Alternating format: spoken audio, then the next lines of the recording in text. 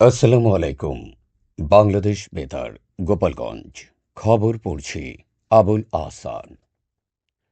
শহীদ president Ziaur রহমানের ৪৫তম শাহাদত বার্ষিকী উপলক্ষে গোপালগঞ্জে আলোচনা সভা, দোয়া ও মাহফিল অনুষ্ঠিত হয়েছে।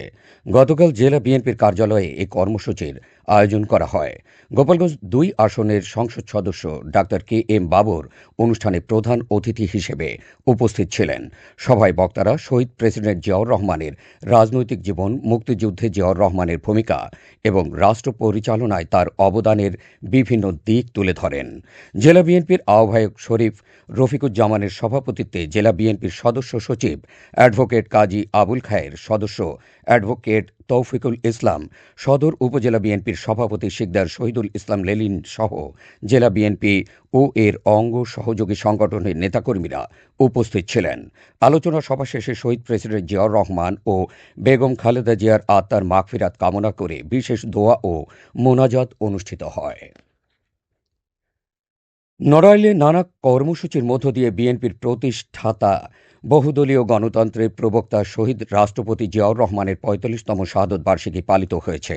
গতকাল জেলা বিএনপির উদ্যোগে দলীয় কার্যালয়ে আলোচনা সভা, দোয়া ও মিলাদ মাহফিল অনুষ্ঠিত হয়। এতে সভাপতিত্ব করেন জেলা বিএনপির সভাপতি ও নড়াইল ১ আসনের সংসদ সদস্য বিশ্বাস জাহাঙ্গীর আলম। প্রধান বক্তা বিশ্বাস জাহাঙ্গীর আলম বলেন, জিয়াউর রহমানের আদর্শে উজ্জীবিত হয়ে দেশের উন্নয়ন ও গণতন্ত্র প্রতিষ্ঠায় সবাইকে ঐক্যবদ্ধভাবে কাজ করতে হবে।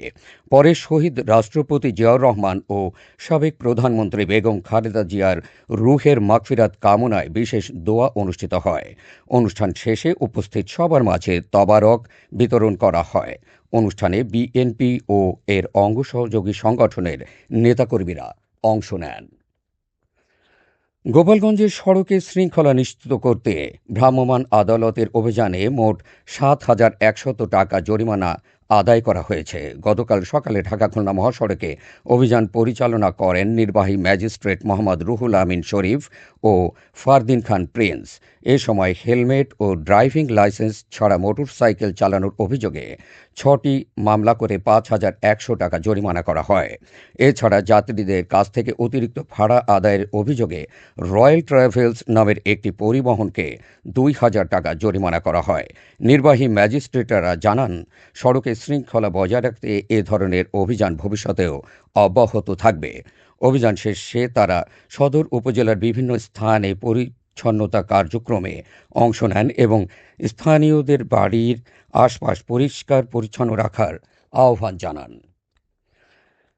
মাদারীপুরে কালকিনি উপজেলায় ১০০ পিস ইয়াবা সহ এক মাদক কারবারিকে গ্রেপ্তার করেছে পুলিশ।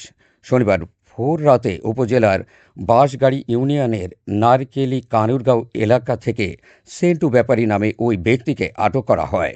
পুলিশ জানায়, গোপন সংবাদের ভিত্তিতে কালকিনি থানা পুলিশ বিশেষ অভিযান চালিয়ে তার কাছ থেকে ১০০ পিস ইয়াবা উদ্ধার করে। গ্রেপ্তার সেন্টু ব্যাপারী দীর্ঘদিন ধরে এলাকায় মাদক ব্যবসার সঙ্গে জড়িত বলে তদন্তে জানা গেছে। কালকিনি থানার ভারপ্রাপ্ত কর্মকর্তা মোহাম্মদ জহিরুল আলম জানান, এ ঘটনায় মাদকদ্রব্য নিয়ন্ত্রণ আইনে মামলা দায়ের করা হয়েছে। পুলিশ বলছে, মাদকের বিরুদ্ধে তাদের অভিযান ভবিষ্যতেও অব্যাহত থাকবে।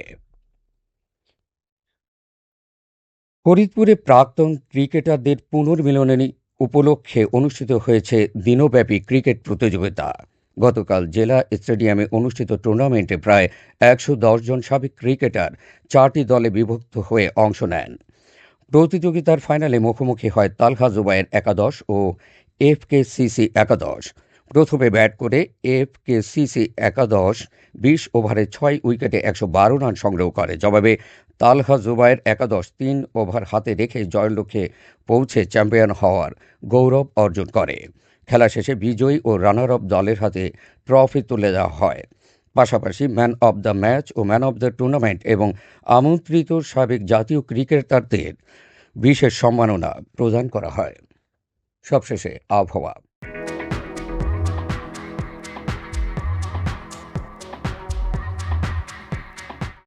আজ বেলা ১টা পর্যন্ত দেশের অভ্যন্তরীণ নদীবন্দরসমূহের জন্য আবহাওয়ার পূর্বাভাসে বলা হয়েছে, খুলনা, বরিশাল ও পটুয়াখালী অঞ্চলসমূহের উপর দিয়ে পশ্চিম অথবা উত্তর পশ্চিম দিক থেকে ঘণ্টায় ৪৫ থেকে ৬০ কিলোমিটার বেগে অস্থায়ীভাবে ঝোড়ো হাওয়া সহ বৃষ্টি অথবা বজ্র বৃষ্টি হতে পারে। এসব এলাকার নদীবন্দরসমূহকে ১ নম্বর সতর্ক সংকেত দেখাতে বলা হয়েছে। খবর শেষ হলো।